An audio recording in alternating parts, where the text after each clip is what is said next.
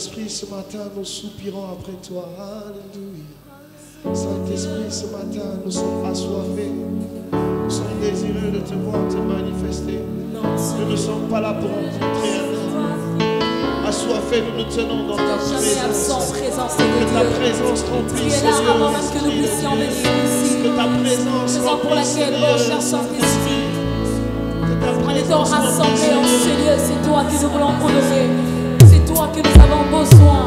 Nous sommes assoiffés de toi, Esprit de Dieu. Alors que ta présence remplisse ces lieux. Alléluia. Fais-nous du bien, cher Saint-Esprit. Fais-nous du bien, Esprit de Dieu. Que ta présence remplisse ce lieu, Saint-Esprit. Honore-nous par ta présence. Saint-Esprit de Dieu. Nous sommes disposés, assoiffés, que ta présence remplisse ce lieu. Nous sommes disposés, assoiffés, que ta présence remplisse ce lieu. Dans l'assemblée des saints, assoiffés nous venons, que ta présence remplisse ce lieu. Dans l'assemblée des saints, assoiffés nous venons, que ta présence remplisse ce lieu. Nous sommes disposés, assoiffés, que ta présence remplisse ce lieu. Nous sommes disposés, assoiffés, que ta présence remplisse ce lieu.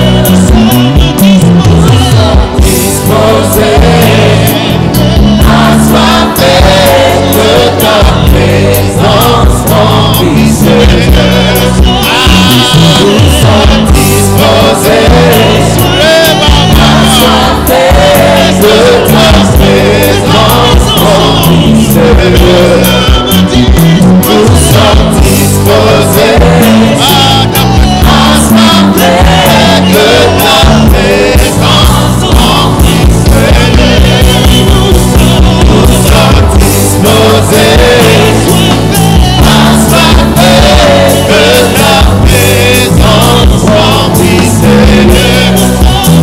Nous sommes disposés, assoiffés, que ta présence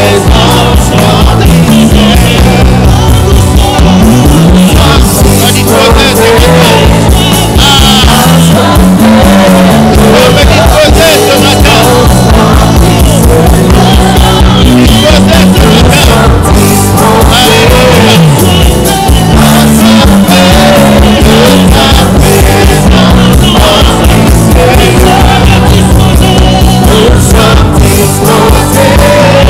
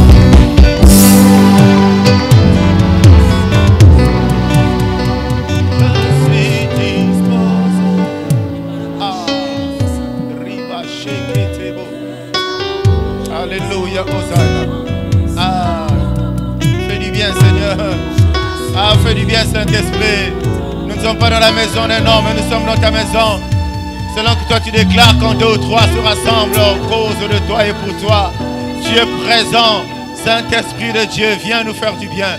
Viens changer une histoire ce matin. Viens restaurer une vie ce matin. Viens convaincre ce matin. Tu en as la capacité. Tu en as le pouvoir. Ce que nous mettons à disposition ce matin, c'est notre désir. C'est notre volonté. Et c'est pourquoi tu nous as donné la force de nous retrouver à cet endroit. Sois béni. Sois glorifié, sois élevé. Sois encore acclamé, Saint-Esprit de Dieu. Sois encore acclamé, Saint-Esprit. Sois acclamé, Saint-Esprit de Dieu. Alléluia. Au nom de Jésus. Amen. Amen. Bienvenue dans la maison de Notre Père de ton Père, bienvenue à toi ce matin. C'est une faveur. C'est une faveur. Et sans toi heureux, sans toi à l'aise. Tu es venu dans la présence de ton Père, non seulement pour lui rendre un cul d'action de grâce, même si parfois au lieu de prier, au lieu de l'élever, tu préfères contempler les chantres chanter. Mais aussi c'est pour qu'il t'enseigne, c'est pour qu'il te révèle quelque chose. Et ce matin, ça ne serait jamais comme dimanche passé, et ça ne serait jamais comme le dimanche suivant. Et chaque jour qui passe, chaque jour qui arrive dans nos vies, Dieu fait quelque chose. Dans le projet, il prend quelque chose dans le projet qu'il a formé pour toi. Il le met en branle. Il le met sur ton chemin. Parce que quand tu viens dans sa présence, tu le rencontres. Quelqu'un me dit Amen. Est-ce que nous pouvons prendre place dans sa présence en acclamant bien sûr le Seigneur? Que quelqu'un me dise tout est encore possible. Non, je n'ai pas bien entendu. Bien-aimé, ta qualité me fortifie. La manière dont tu réponds, la manière dont tu parles, la manière dont tu proclames, la manière dont tu déclares des choses, tu confesses des choses, ça me donne la force d'avancer. Amen, amen. Dieu n'oublie jamais tes bienfaits. Dieu n'oublie jamais tes bienfaits. Alors ça veut dire qu'il faut les avoir, s'il faut parler simplement comme ça. Il faut que dans ta gibecière, il faut qu'on trouve tes bienfaits à toi. Pas les bienfaits de ton père, de ta mère, de tes parents, de tes amis, de ton épouse et que sais-je, mais tes bienfaits à toi. Il faut que Dieu les retrouve dans ton sac. J'allais dire dans ta vie. Que le Saint-Esprit nous aide ce matin. Nous allons rapidement lire quelques versets parce que nous ne pouvons pas parler de Dieu si nous ne soutenons pas cela par sa parole. 2 Rois 4. À partir du verset 1er.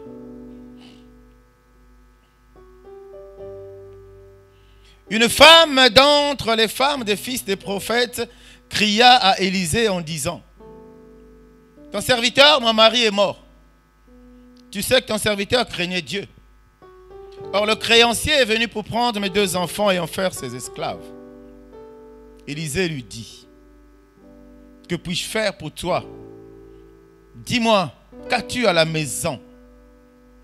Elle répondit: ta servante n'a rien du tout à la maison qu'un vase d'huile. Et il dit: va demander au dehors des vases chez tous tes voisins, des vases vides, et n'en demande pas un petit nombre. Quand tu seras rentré, tu fermeras la porte sur toi et sur tes enfants. Tu verseras dans tous ces vases et tu mettras de côté ceux qui seront pleins. Alors elle le quitta. Elle ferma la porte sur elle et sur ses enfants. Et il lui présentait les vases et elle versait. Que quelqu'un dise: elle versait. Lorsque les vases furent remplis, elle dit à son fils: présente-moi encore un vase. Mais il lui répondit: il n'y a plus de vase. Et lui, il s'arrêta. Il alla le rapporter à l'homme de Dieu. Et il dit: va vendre l'huile et paye ta dette.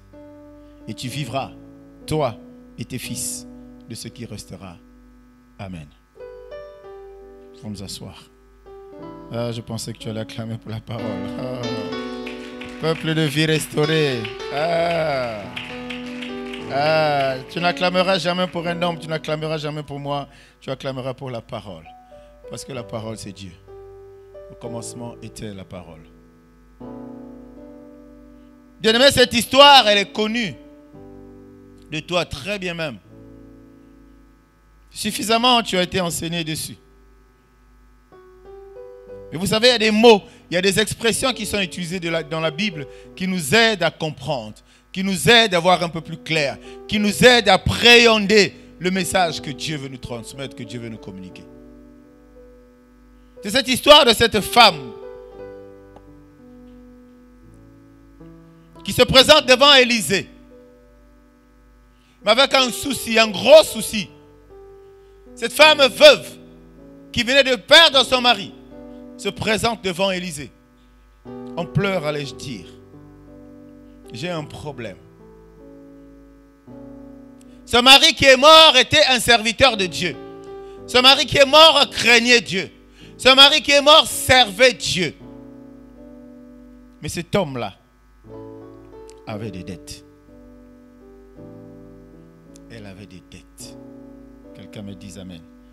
Alors je ne sais pas trop, l'Esprit de Dieu va t'expliquer ces choses-là. Je ne sais pas trop si pendant qu'il partait s'endetter, sa femme était au courant. Ou alors après sa mort, sa femme était surprise de voir le créancier arriver. Est-ce qu'on est ensemble ce matin? Elle explique, elle expose son problème à Élisée. Élisée lui demande, qu'est-ce que je peux faire pour toi? Dieu a l'habitude de te demander, qu'est-ce que tu veux que je fasse? Tu es en train de prier, tu es en train de jeûner depuis un bon bout de temps. Mais qu'est-ce que tu veux exactement que je fasse? C'est la question qu'Élisée pose à cette veuve. Dis-moi quand tu es à la maison. Elle répondit, ta servante n'a rien du tout à la maison qu'un vase. Oh bien-aimé, elle n'a rien du tout, mais elle a quand même un vase. Elle dit qu'elle n'a rien du tout, mais elle dit qu'elle a quand même un vase, bien-aimé. Faisons attention à nos propos. Tu n'es pas tel que tu es pour ne pas avoir quelque chose. Tu n'es pas tel que tu es pour ne rien avoir entre tes mains. Tu n'es pas créé tel que tu es pour ne rien avoir dans ta vie. Tu as quelque chose. Le problème, c'est que tu ne sais pas que tu as quelque chose. Tu ne sais pas que tu as quelque chose. Peut-être que tu vois la chose, mais tu y accordes peu d'importance. Tu y accordes très peu de valeur. Cette femme dit, je n'ai vraiment rien. Et pourtant, on avait un vase. Un vase, oh, quelle est la valeur? Quelle est l'importance? Mais n'est-ce pas Dieu a un regard fixé sur les petites choses? N'est-ce pas que Dieu a un regard fixé sur les choses qui sont négligées? N'est-ce pas Dieu a un regard sur les choses qui sont abandonnées? Elle dit qu'elle n'a rien. Mais l'homme de Dieu savait, il lui dit, va demander d'autres vases chez tes voisins. Ne demande pas un petit nombre. Elle ne se pose pas la question de savoir, je viens pour te dire que le créancier est là, prêt à repartir avec mes enfants à cause des dettes laissées par mon mari. Toi, tu me demandes d'aller chercher des vases. Bien aimé, elle ne s'est pas posé de questions. Elle a obéi à ce qu'on lui avait dit. Vous savez, toutes ces histoires vécues dans la Bible, il faut les regarder étape par étape pour comprendre. Et afin que l'Esprit de Dieu te permette, t'aide peut-être à te retrouver là-dedans. Parce que quand tu vas te retrouver là-dedans, puisque à ce genre de problème, il y a une solution. Si tu te retrouves là-dedans, tu auras la solution. Elle ne se pose pas de questions. Moi, je viens pour un problème A, tu m'envoies faire B. Je t'envoie, je te dis, je suis malade, tu me dis, va prier. Je te dis, je suis au chômage, tu me dis, va prier. Cette femme vient pour qu'assurément Élisée lui donne de l'argent pour aller payer les dettes laissées par son mari. Est-ce que quelqu'un me suit? Est-ce que quelqu'un me suit? Quelle obéissance! Quelle obéissance, bien-aimé! Ce que toi tu vis actuellement, c'est réel. Ce que toi tu vois actuellement, c'est réel. Ce que tu écoutes, bien-aimé, c'est réel. Les difficultés que tu rencontres sont vraies. Les oppressions autour de toi chaque jour, c'est vrai. L'impact des lois de malédiction de ta famille tous les jours dans ta vie, c'est vrai. Et moi, j'appelle ça la réalité. Tu es devant elle, tu la vois. Tu la vis, cette réalité. Mais ce qui est merveilleux, c'est qu'il y a Dieu, qui n'est pas la réalité, mais qui est la vérité. Et la réalité n'est pas la vérité. Dis-moi amen, bien-aimé. Tout ce que tu traverses, c'est vrai. Tu pleures parce que tu n'es pas marié. Tu pleures parce que tu es dans le chômage. Tout ça, c'est vrai. Personne ne peut dire que c'est faux. Non, on sait que tu n'es pas marié. Mais il y a le Dieu là, qui s'appelle la vérité, qui avait dit que toi, femme, tu étais tirée d'un homme. Assurément, cet homme t'attend quelque part. Assurément, cet homme est à côté de toi. Mais comme il ressemble à un vase, sans forme, négligé, abandonné, rejeté, tu n'y accordes pas d'intention. Tu ne peux pas te dire que c'est lui. Tu ne peux pas te dire que c'est elle. Parce que tu veux ce qui frappe l'œil. Je suis venu t'annoncer que Dieu n'est pas là-dedans. Il prend les personnes viles, les choses viles, sans valeur, sans importance. Il se préoccupe de ça. Et ce matin, Dieu veut te parler à travers l'histoire de cette femme bien-aimée. Son histoire peut être l'histoire de ta famille. Son histoire peut être ton histoire à toi. Et Dieu n'a pas changé. La Bible nous dit qu'il est le même hier, aujourd'hui, éternellement. Il n'a pas changé. Le Dieu qui a vécu avec les Moïse, qui a impacté la vie de ces gens-là, c'est le même Dieu aujourd'hui qui est capable d'impacter les vies. Rentre sur le chemin de l'obéissance, entre autres. Il y a plein de choses à faire. Il y a une attitude à afficher. Il y a un comportement à adopter. Mais il y a aussi et surtout l'obéissance. Ton serviteur, ton pasteur te dit fais ça. Tu te poses 10 000 questions. Pourquoi il me dit de faire ça? Cette femme, on a dit, va demander des vases auprès des voisins. Qu'est-ce qu'on est ensemble ce matin, bien-aimés? Elle se retrouve devant des difficultés, bien-aimés, devant des réalités. Son mari n'est plus. Elle a laissé des dettes. Elle se retrouve seule avec ses enfants. Le créancier arrive. Ça, on ne peut pas écarter. Mais d'où peut venir la solution? Et quand elle réalise cela, elle ne court pas je sais pas moi, derrière quelqu'un d'autre. Elle court derrière Dieu à travers cet homme de Dieu. Bien-aimé, je ne suis pas venu te dire ce matin que dans le monde, tu n'auras pas de solution. Tu en auras. Généralement, ils seront éphémères. Ils seront temporaires. Parce que ton problème, il a un volet spirituel. Que le monde vers qui tu vas t'approcher pour chercher la solution, ce monde-là ne maîtrise pas ce volet. Dis-moi Amen, bien-aimé. Dis-moi Amen. Ce qui est intéressant, c'est qu'il la sauve, qu'il va la sauver. On le comprendra avec ce que son mari était intègre, son mari était serviteur de Dieu, son mari était prophète. Cette crainte qui animait son mari et qui l'avait poussé à servir Dieu de tout son cœur, de toute son âme et de toutes ses forces, afin que Dieu n'oublie pas cela, bien-aimé. Et c'est pourquoi là, à ce stade, je me permets de te parler du livre du souvenir. Servir Dieu, c'est quelque chose.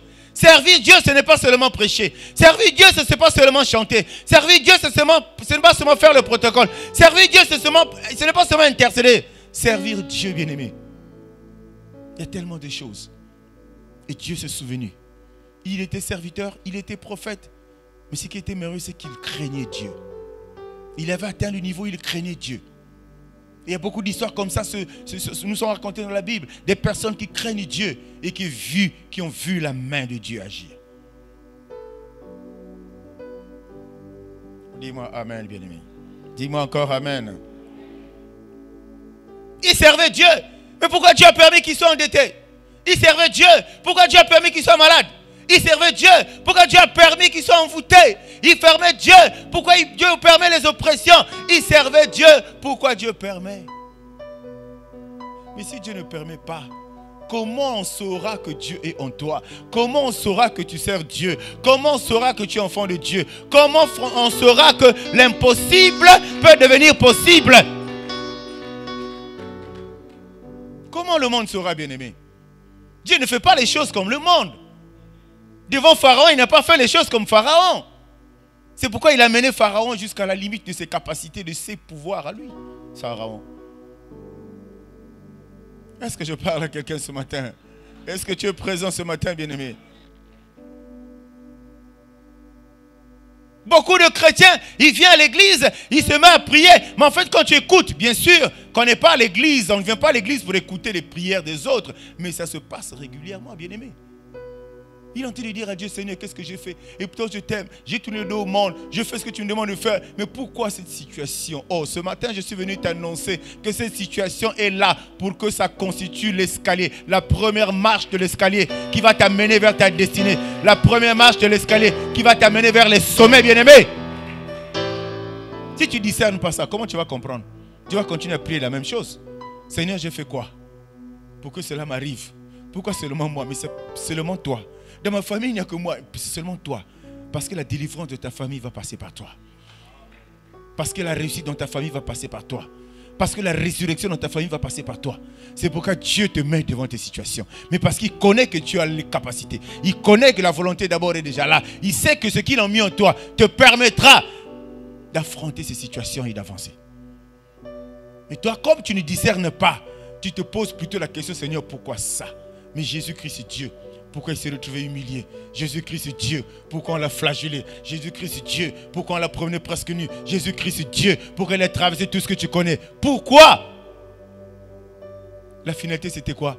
La gloire de Dieu s'est manifestée. Si tu veux que la gloire de Dieu se manifeste dans ta vie, si tu veux que les portes s'ouvrent, si tu veux que la main de Dieu agisse et impacte ta vie, bien-aimée, sois attentif aux instructions qu'il va te donner. Cette femme était attentive, non seulement attentive mais obéissante. Son mari endetté, Mosel Nzambe, endetté comme pas possible.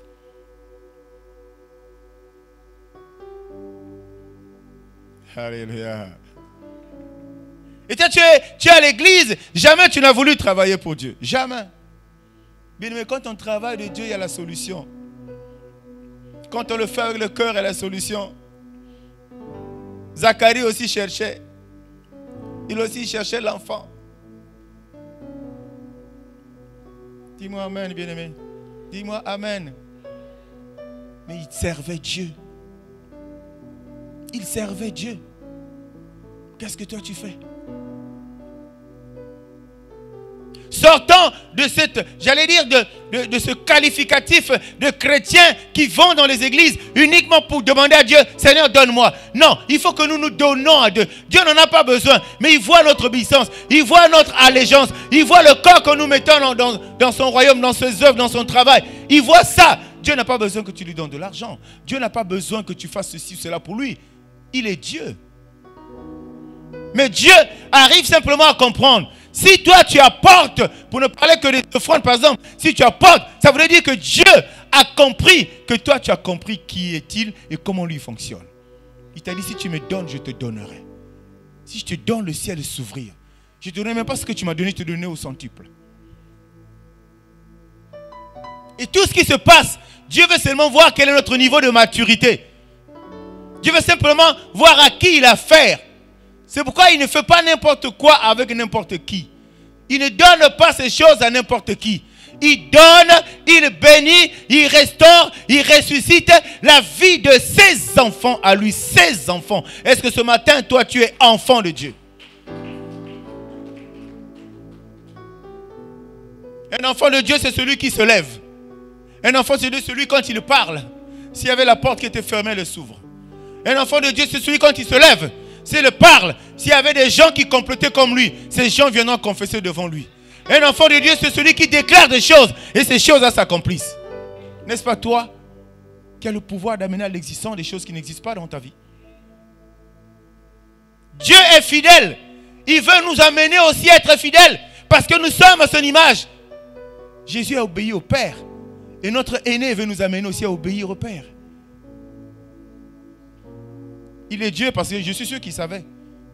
Comme Dieu, il savait qu'est-ce qu'il devait subir, qu'est-ce qu'il devait rencontrer comme problème. Il a obéi. Mes frères souffrent tellement. Je sais que ça va être dur, mais j'obéis à ce que tu vas dire. Je vais faire ta volonté. Quelqu'un me dise amen. Quelqu'un me dise amen, bien-aimé. Et la loi disait que ça devait se passer comme ça. Quand tu devais quelqu'un, tu ne payes pas, on vient prendre tes enfants pour en faire des esclaves. Les faire travailler jusqu'à ce que la personne récupère son argent. La loi condamnait. La loi ne fait pas des cadeaux. Aujourd'hui, la loi de ta famille te condamne. Aujourd'hui, les lois de malédiction de ta famille te condamnent. Les lois oppressent ta vie, détruisent ta vie. Elles condamnent. Le problème, c'est que, bien aimé, la Bible dit qu'il n'est pas venu pour abolir cette loi. Cette loi existe.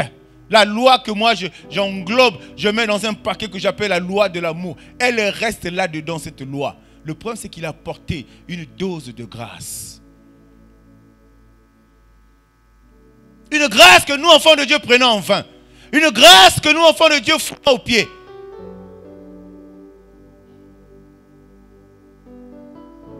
Lui, il est venu bien aimé pour faire sa part.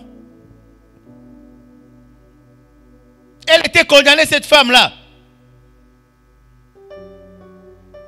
Mais entre-temps, la vie que son mari a menée, et comme j'ai dit tantôt, a permis que Dieu écrive dans un livre qu'on appelle le livre de souvenirs.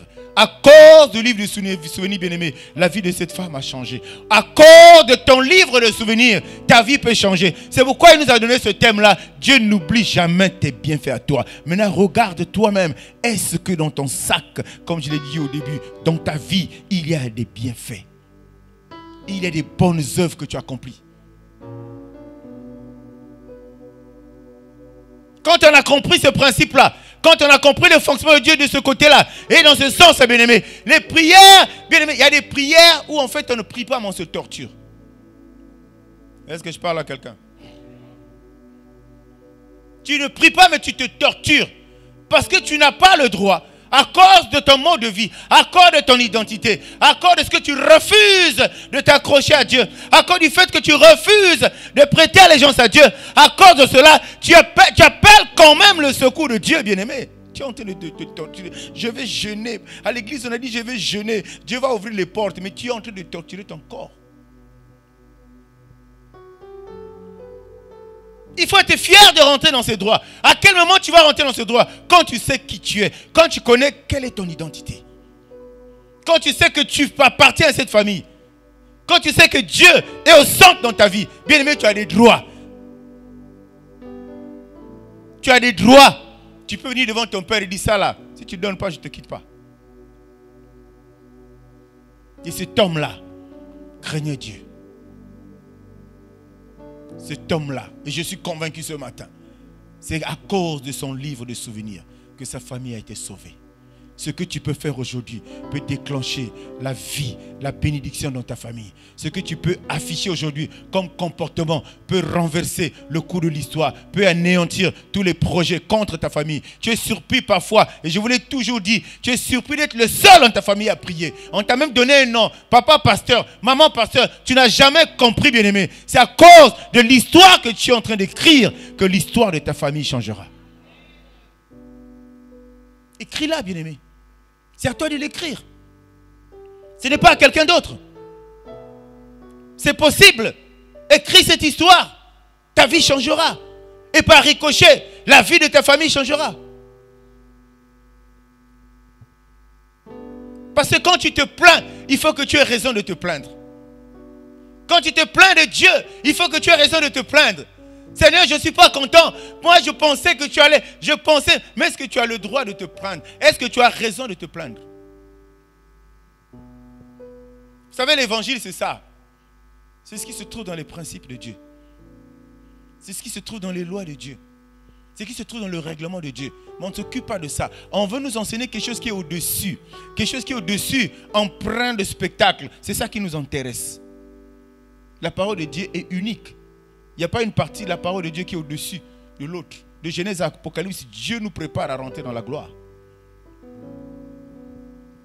Il faut avoir le droit de réclamer. Mais sois obéissant. Mais sois intègre. Mais crains Dieu, bien-aimé. Acclame pour la parole. Acclame pour la parole.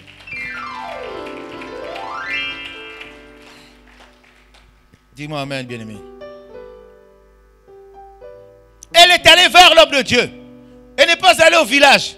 Elle n'est pas allée consulter les occultistes. Elle n'est pas allée voir je ne sais pas qui. Elle est allée vers l'homme de Dieu.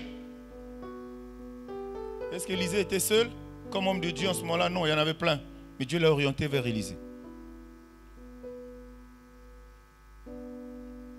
Parce que la solution, Dieu l'avait mise là-bas. Du côté d'Élisée. Faisons attention parce que dans la difficulté, dans l'épreuve, dans les pleurs, dans le rejet, dans l'abandon, on est tenté d'aller n'importe où pour faire n'importe quoi.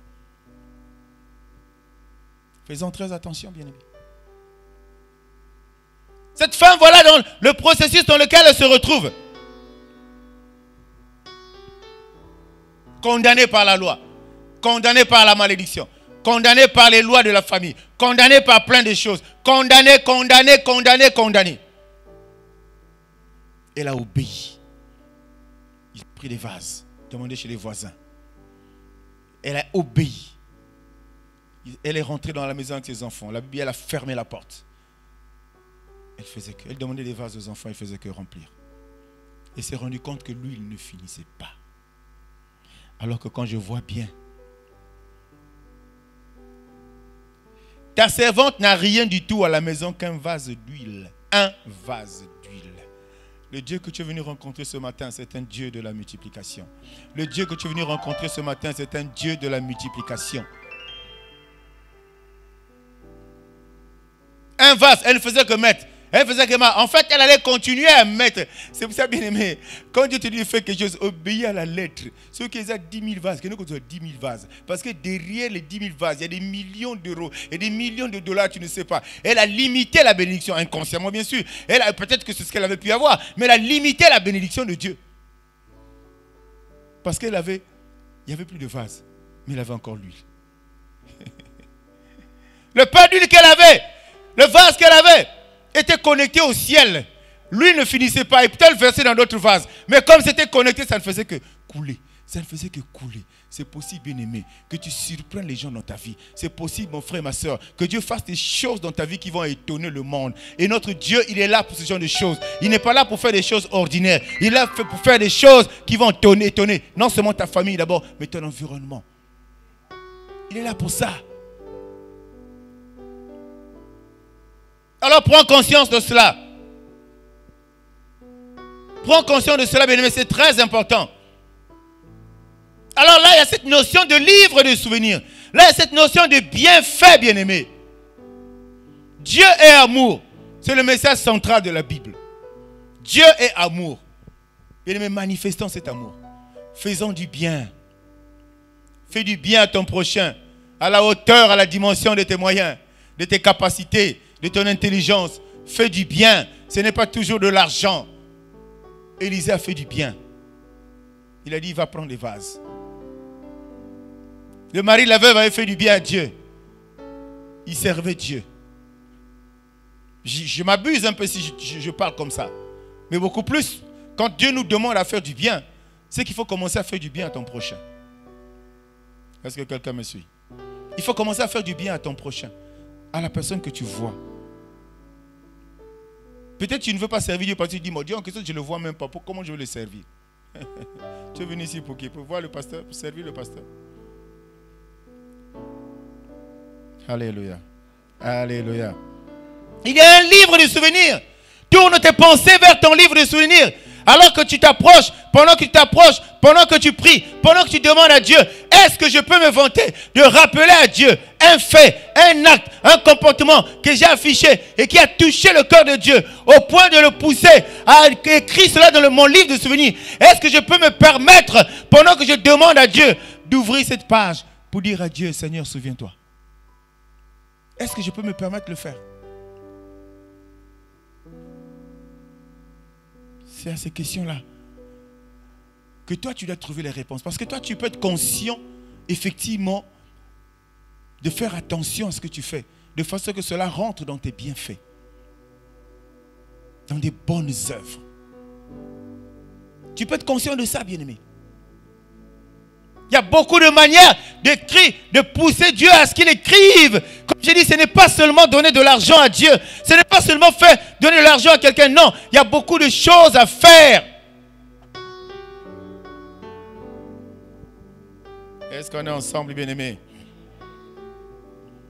Ces bonnes choses-là, est-ce qu'on peut les retrouver dans ton livre de souvenirs? Encore, il faut l'avoir. Parce que s'il n'y a aucun bienfait, effectivement, le livre n'existe pas. Il n'y a rien dans le livre du souvenir, nulle part. Il est écrit que tu as fait du bien, bien-aimé, que tu fais du bien à tes prochains, nulle part. Donc tu ne peux pas avoir un argument pour aller réclamer à Dieu, Seigneur, donne-moi. Est-ce que toi tu donnes? Seigneur, fais. Est-ce que toi tu fais? Seigneur, délivre-moi. Est-ce que tu aides quelqu'un? Parce que la délivrance, bien-aimé, je vais vous dire quelque chose ce matin. Elle est spirituelle, c'est vrai. Mais les actes, les comportements que nous affichons peuvent déclencher cette délivrance. Tu n'as pas encore compris. Pourquoi Dieu dit que ce que tu fais ici, lui, il obéit? Dis-moi amen, bien-aimé. Dis-moi encore amen. Un seul vase. À partir d'un seul vase, toute une histoire peut être bouleversée. À travers 1000 francs, toute une histoire peut être bouleversée. À travers un pantalon que tu donnes à quelqu'un, un tissu que tu donnes à quelqu'un, sa vie peut complètement changer.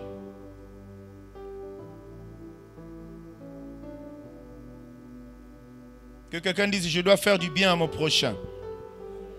Et je dois craindre Dieu. Bien aimé, quand tu crains Dieu, le diable n'a aucun pouvoir. Il va s'appuyer sur quoi pour venir t'accuser? Il va s'appuyer sur quoi pour venir t'accuser, bien aimé? Quand tu crains Dieu, tu es en sécurité. Quand tu crains Dieu, les anges sont toujours là. Dieu a instruit. Vous là, vous êtes combien? 50 000 là. Autour de mon enfant, autour de sa famille. Pourquoi? Parce que tu crains Dieu. Intouchable, invincible, imbattable, insimamable, comme dit un homme de Dieu de la vie. Personne ne peut te toucher, bien-aimé. Quand tu crains Dieu, sois sûr qu'il va te justifier. S'il ne te justifie pas, il va justifier ta progéniture. Quand tu crains Dieu, bien-aimé, tu développes une certaine intégrité. J'allais dire peut-être une certaine personnalité derrière laquelle est cachée l'identité d'un enfant de Dieu né de nouveau. La crainte de Dieu. Que quelqu'un dise, Seigneur, aide-moi à te craindre.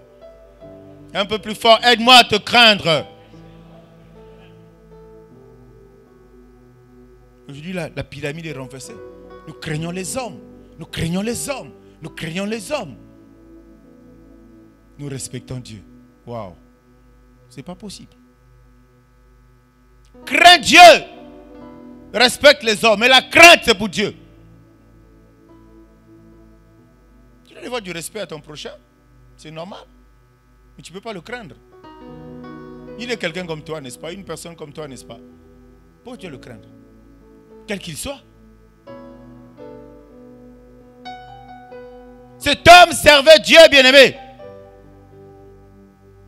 Quand tu crains Dieu, tu fais partie de cette armée, de ceux-là qui disent que mon rédempteur est vivant, il se lève le dernier. Quand tu crains Dieu, c'est parce que tu le connais. Quand tu crains Dieu, tu sais que si tu vis, c'est parce que Dieu n'a pas encore commencé avec toi. C'est pourquoi tu le crains, bien-aimé. Ça veut dire que même si les gens disent que pour toi c'est fini, lui, il s'appelle le rédempteur. Et il apparaît dans la vie qui le craignent. Il apparaît dans la vie des gens qui sont intègres. Il apparaît dans la vie des gens qui lui ont prêté allégeance, qui sont à ses pieds à tout moment. Il apparaît le dernier. Pendant que personne n'attend, tout le village est surpris de voir que ta vie a complètement basculé. Ça veut simplement dire que le Rédempteur s'est levé. Quand lui se lève, la Bible nous dit que les ennemis se dispersent. Quand il se lève, les chaînes tombent. Quand il se lève, la malédiction de la famille se tait. Quand il se lève, la sorcellerie disparaît. Quand il se lève, les condamnations n'ont aucun pouvoir. Il est le Rédempteur. Pourquoi? Parce que tu le crains. Parce qu'il a vu ton cœur. Parce qu'il a essayé de se souvenir. Il a regardé ton livre. Il n'y a que des bienfaits. Il n'y a que des bonnes choses. Il a l'obligation. Dieu a l'obligation, dans pareilles circonstances, de se lever dans ta vie.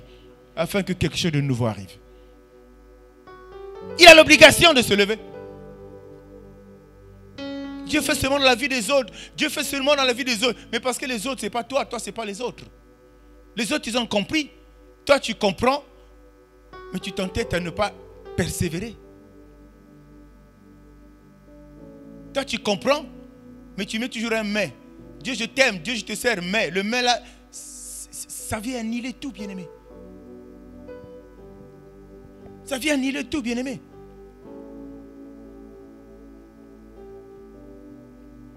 Tu t'es toujours considéré, le fait que selon toi, tu ne vois pas que Dieu agit dans ta vie, tu t'es toujours considéré comme une personne de peu de valeur. Tu t'es toujours considéré comme une personne négligeable. C'est pour ça que le diable aussi, connaissant ça, il vient appuyer dessus pour t'écraser davantage. Tu t'es toujours considéré comme un vulgaire personnage. Mais tu es une créature de Dieu, une belle créature de Dieu, créée à son image, bien-aimé. Nous ouvrons la porte, nous ouvrons la brèche et le diable rentre. Nos pensées sont éparpillées. Nos pensées ne tiennent sur rien. Dis-moi amen, bien-aimé. Qu'est-ce que... vous voyez, ce qui est bizarre, je l'ai mentionné tout au début. Quand la femme se présente devant Élisée, Élisée lui demande qu'est-ce que je peux faire. Bien aimé, c'est une grâce, c'est quelque chose de merveilleux. Ça n'arrive pas à tout le monde que Dieu te pose la question, mon fils, ma fille, qu'est-ce que tu veux que je fasse pour toi? Ils sont rares, on les compte dans la Bible.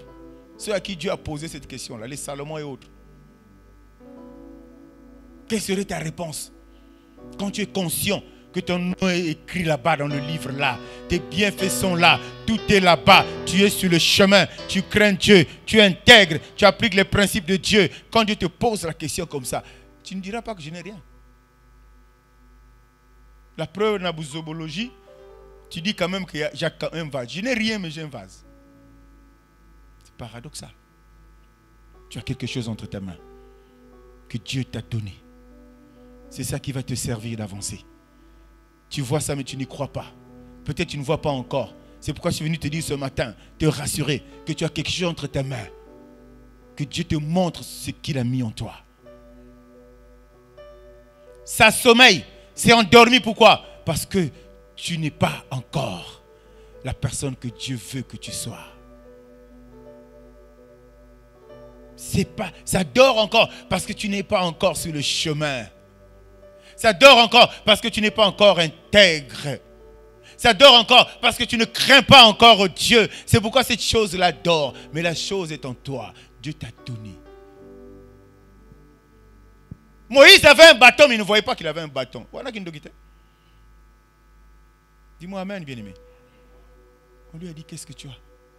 C'est la même chose qu'on a dit à cette femme. Qu'est-ce que tu veux que je fasse? C'est pourquoi il est important que nous ayons toujours, autant le diable cherche toujours à trouver en nous quelque chose qui lui appartient. C'est à partir de là qui nous atteint.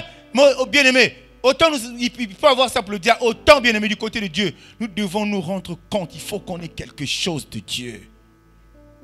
Il faut qu'il ait quelque chose. Quand on te voit, il faut qu'il ait la marque, bien-aimé. La marque de Dieu. Quand on te voit, le peuple d'Israël avait été sauvé à cause de la marque qu'on avait placée sur les linteaux. Il faut que tu aies quelque chose de Dieu, bien-aimé. Pendant que Dieu est en train de te demander qu'est-ce que je peux faire pour toi, le monde aussi, la loi du monde, les influences du monde sont en train de te nuire, sont en train de te perturber en ce moment-là, pour que tu sois incapable de dire réellement, Seigneur, voilà ce que j'ai. Je n'ai que 500, qu'est-ce que je peux faire avec Seigneur? Mais lui, il est le Dieu de la multiplication. Il est Dieu à qui l'or et l'argent appartiennent. Je n'ai rien. Non, un enfant de Dieu ne dit jamais je n'ai rien. Si tu vis, parce que tu as quelque chose.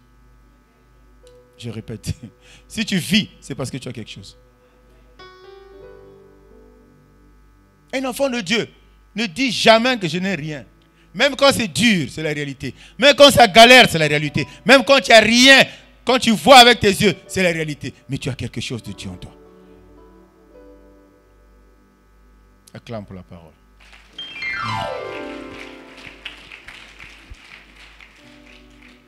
Dieu n'a pas besoin que tu lui expliques des choses. Qu'est-ce que toi, enfant de Dieu, peux expliquer à Dieu? Quand il te pose des questions, tu n'as pas besoin de monter, de descendre, comme on dit couramment, vulgairement. Tu as besoin de répondre à la question de Dieu.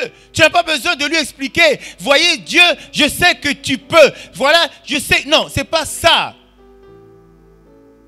Dieu est capable de tout faire dans ta vie. Mais cela se fait selon un programme qui cadre avec ta maturité, avec le degré de ta foi.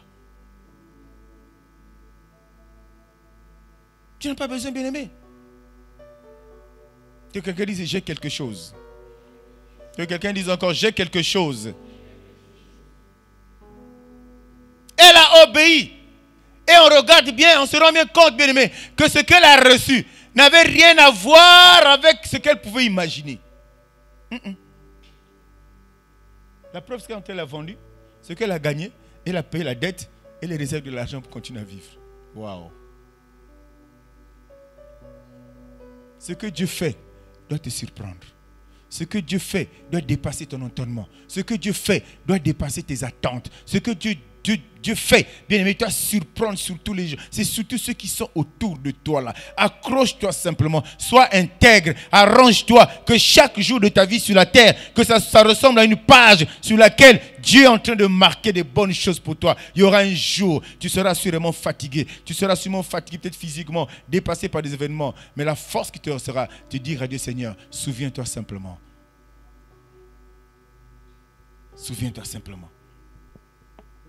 Job 4, verset 7.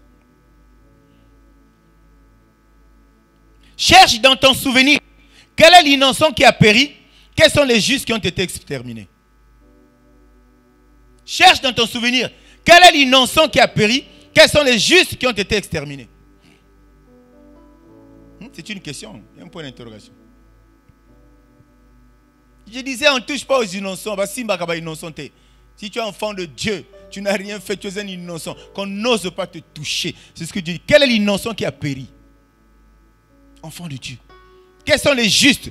Tu es juste, tu es intègre, et puis on t'a exterminé. Et Dieu était là en train de croire. Il dit, bon maman, je serai content. À quoi ça aurait servi de le craindre? À quoi ça aurait servi d'être à ses pieds à tout moment, bien-aimé? Ça veut dire que ce n'est pas possible. Ce n'est pas possible. Si tu es juste, si tu es intègre, tu ne pourras jamais périr, tu ne pourras jamais t'exterminer. Ce que tu vis là, c'est passager. Ce que tu vis, c'est de provisoire. La chose définitive que Dieu t'a réservée t'attend devant toi. Tu ne la vois pas. Tu ne la vois pas. Quelqu'un me dit Amen. Il faut faire partie des innocents. Les innocents, c'est des personnes que le monde accuse tous les jours. Les innocents, c'est des personnes à qui le monde pointe du doigt tous les jours. Les innocents, c'est des personnes qui, pour le monde, sont toujours vus de mauvais. Il faut faire partie de ces gens-là. Jésus n'était-il pas innocent? Qu'est-ce qu'il avait fait? Quel tort il avait causé? Quel mal avait-il fait? À qui? Mais il était innocent. Mais nous connaissons ce qu'il a subi. Assurément, tu subis ces choses parce que tu es innocent. Mais Dieu te dit, regarde le livre du souvenir, quel est l'innocent qui a péri? Il n'y en a pas. Il n'y en a pas, bien-aimé. Tu es juste. Dieu ne peut pas permettre ce juste, bien-aimé. La Bible dit que tu reposeras sous l'abri du trône. La main puissante de Dieu sera sur toi. La main puissante de Dieu sera sur toi. On ne va jamais t'exterminer. S'ils osent te toucher, ils oseront toucher Dieu. Comme ils ne peuvent pas toucher Dieu, c'est eux qui tomberont, bien-aimés. Quelles sont les conditions pour être juste? Quelles sont les conditions pour craindre Dieu, bien-aimé?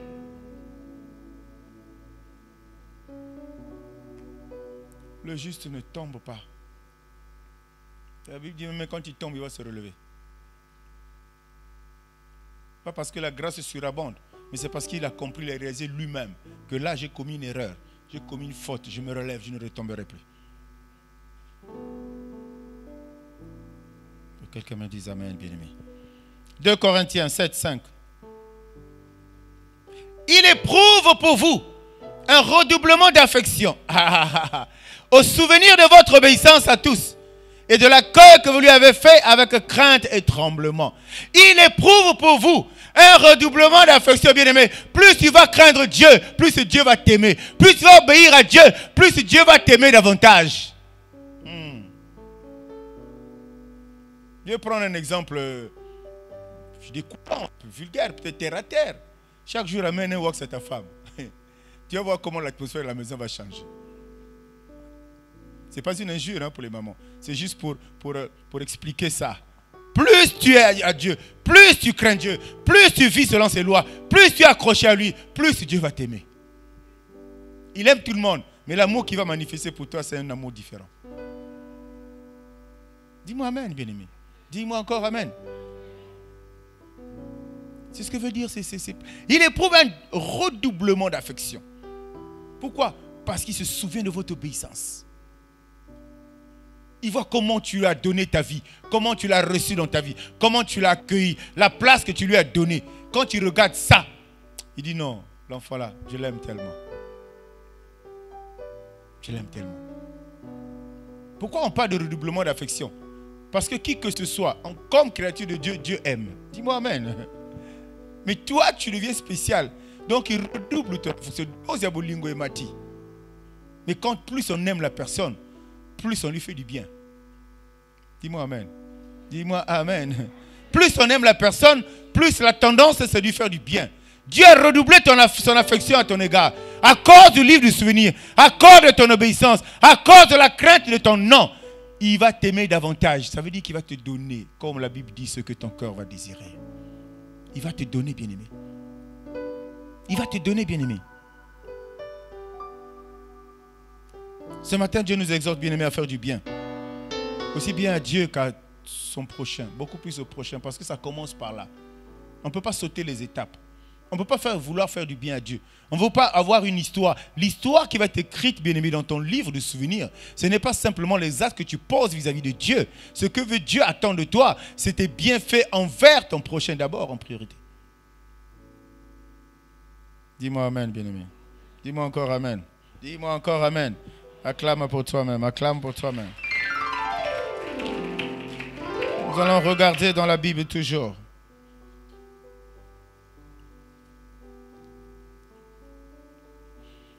Job 8, verset 6. Dans la version Le Semeur. Si tu es, la version du Semeur dit si tu es juste. La version Le Semeur nous dit si tu es sans reproche. Si tu es droit. Il ne tardera pas à s'occuper de toi et il rétablira pleinement la justice. Ah. Quelqu'un dise waouh. Oh, encore waouh. Si tu es sans reproche, si tu es intègre, si tu es droit, si tu crains Dieu, la Bible dit, il ne tardera pas à s'occuper de toi et il rétablira. On rétablit, c'est quelque chose qui n'était pas en place. On rétablit quelque chose qui n'était pas en ordre. On rétablit une vie qui est détruite. Il dit rétablira pleinement, pas à moitié, pleinement. C'est pour ça que j'ai aimé la version de Semeur. Ta justice. À cause de quoi? D'une attitude que tu as affichée.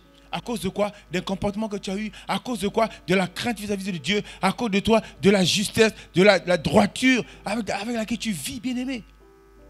Il va rétablir, il a dit. Il va rétablir, bien-aimé.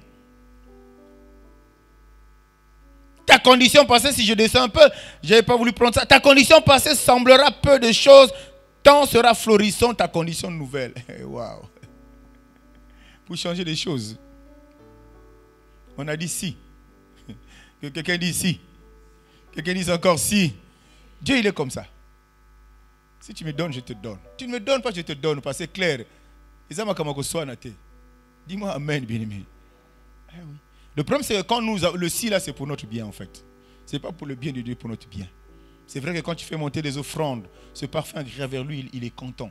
C'est pourquoi il se dit, waouh, celui-là a compris le principe. Comment je vis, comment je fonctionne, comment je marche. Et en retour, il te fait descendre l'escalier. Mais si tu es sans reproche, si tu es droit, ça veut dire que si en toi il y a des reproches, tu n'es pas droit, tu t'occupes à peine de Dieu, tu ne crains pas, il ne peut pas te rétablir dans tes droits. Quand il parle de rétablir, c'est dans tes droits, bien-aimé. La justice, là où on te condamne, lui va te justifier. Tu viens devant le tribunal. On t'a accusé de meurtre, de viol, je ne sais pas de quel crime autre, bien-aimé. Tu viens devant le tribunal. Alors que pendant 10 ans, l'affaire est toujours reportée comme on en a l'habitude dans nos pays. Là. Mais le jour que tu arrives devant le tribunal, le président se lève simplement. Il dit tu as quitté. Dis-moi amen, bien-aimé. Dis-moi amen, bien-aimé. Nous allons regarder le dernier verset de ce matin. Qu'est-ce que Dieu nous dit exactement, bien-aimé? Dans le livre de Romains. Romains chapitre 2. À partir du verset 5. Par ton entêtement et ton refus de changer, tu te prépares à un châtiment d'autant plus grand pour le jour où se manifesteront la colère et le juste jugement de Dieu. Est-ce que quelqu'un comprend ça? Ce n'est pas moi qui parle, hein, ce n'est pas moi qui te menace. Hein. Dieu. Toi qui as toujours pris Dieu, agneau. Ça n'est papa gentil, papa bonheur. Papa bonheur ne parle pas comme ça. Hein. Ça veut dire qu'à un moment, il va t'abandonner. Si tu persistes dans le mal, si tu persistes dans ce que tu fais qui n'est pas bien, qui ne glorifie pas, il va t'abandonner. par ton entêtement. Ça, c'est le semeur. Et ton refus de changer. Si tu te prépares, et tu te prépares un châtiment d'autant plus grand pour le jour où se manifesteront la colère et le juste jugement de Dieu. Verset 6, ce jour-là, il donnera à chacun ce que lui auront valu ses actes. Mets-moi la version Louis II. Régis, s'il te plaît. La version Louis II. De Romains 2. Mais par ton endurcissement et par ton cœur impénitent, tu t'amasses un trésor de colère pour le jour de la colère et de la manifestation du juste jugement de Dieu. Dieu s'énerve aussi. Dieu a silika kabinimi. Verset 6. Qui rendra, le Dieu qui s'énerve là, qui rendra à chacun selon ses œuvres, qui rendra à chacun selon sa vie, qui rendra à chacun selon son comportement, qui rendra à chacun. C'est pour ça que la Bible nous dit, ce que tu sèmes là, c'est ce que tu vas moissonner. C'est le principe de vie. Ce que tu as semé là, ce que tu as planté là, si c'est l'arachide, tu auras l'arachide. Si c'est l'arachide, tu n'auras pas l'avocat. Non. Dieu veut te faire du bien. Il est prêt à chaque instant, prêt à te faire du bien. Il est prêt, mais quelque part, il fait recours à ton mode de vie. Il fait recours à tes attitudes. Il fait recours à tes comportements. Bref, il fait recours à tes bienfaits. Il fait recours à ton livre de souvenirs. Qu'est-ce qu'il y a dans ton livre de souvenirs ce matin? Qu'est-ce qui est écrit là-dedans, bien-aimé? Est-ce que les pages sont vides? Ou alors Dieu a écrit quand même que tu es très mauvais, que tu as un mauvais cœur, que toi tu le bafoues, que tu ne l'honores pas. Est-ce que Dieu a quand même écrit ça? Qu'est-ce qu'il y a d'écrit dans ton livre de souvenirs? Ce matin, c'est un appel, bien-aimé, que Dieu nous lance. Il veut que nous puissions comprendre cela. Il veut que nous puissions revenir à lui. Il veut. Alors rentre dedans de toi. Il est important de méditer à chaque fois que tu lis ta Bible toi-même à la maison. Il est important de méditer à chaque fois que tu partages une parole avec un frère et une soeur. À chaque fois que tu écoutes un enseignement, une prédication ou que sais-je, il est important de méditer, de se poser des questions. Parce que quand tu médites, bien-aimé, quand l'Esprit de Dieu te conduit, les questions que tu te poses, tu en auras les réponses. Tu auras les réponses. Dieu nous fait que du bien. Dieu, il a un projet. Quand tu es juste, lui, il est juste avec toi. Quand tu ne l'es pas, il n'est pas juste avec toi, bien-aimé. Il n'oublie rien. Il n'oublie rien, rien du tout. Cette femme, à cause du livre du souvenir, c'est pour ça qu'on dit toujours que toi, quand tu pries, quand toi tu te donnes à Dieu, quand tu donnes la vie à Dieu, la Bible dit que toi tu seras sauvé, mais et ta famille aussi. Ce monsieur-là a posé des actes qui ont fini par sauver sa famille. La parole de Dieu s'est vérifiée. Acclame pour la parole et lève-toi. Alléluia. Alors nous pouvons nous lever, nous allons clôturer ces instants, sans oublier que le programme de la semaine pour le moment reste inchangé jusqu'à la semaine du 24 novembre. Amen. Alors nous avons donc le mardi notre culte, le jeudi aussi à 17h30, nos 2 cultes de prière, et le mercredi nous sommes dans les différentes cellules. Celle de Tchali, celle de la mer, celle de Goyo ici à côté Maison Zen, et puis celle de Chipamuka. Amen. Alors nous sommes arrivés au terme de notre culte. Nous n'oublions pas que le dimanche nous sommes ici. Premier culte de 8h30 à 10h pile, et le deuxième de 10h15 à 12h pile. Amen. Que le Seigneur nous bénisse. Nous élevons la voix et nous chantons ce merveilleux cantique pour recommander la nation entre les mains du Seigneur Adonai.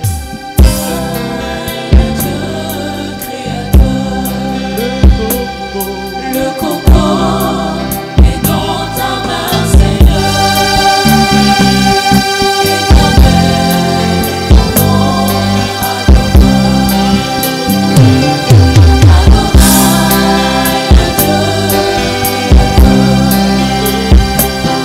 Le coco est dans ta main, Seigneur.